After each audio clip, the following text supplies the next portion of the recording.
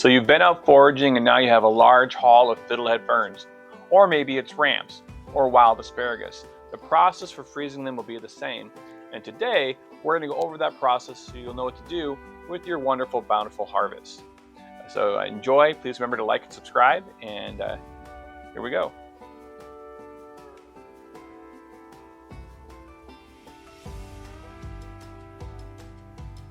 First thing you want to do is make sure you get any debris off your foraged items. In this case, we have ferns. Make sure you get all the husk off. Make sure it's clean from debris.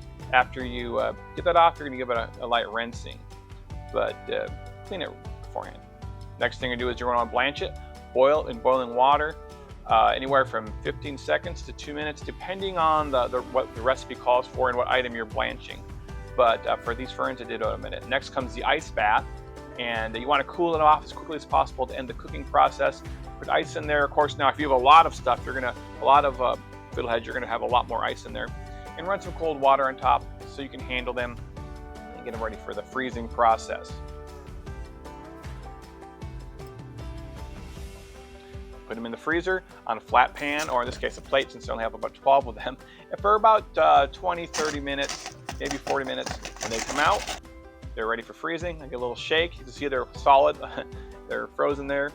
Put them in a bag and Ziploc or seal them in a container in the freezer, and you're ready to go. Preserving your wild produce can be very exciting, and following these steps will give you a way to enjoy your harvest year-round. Thanks.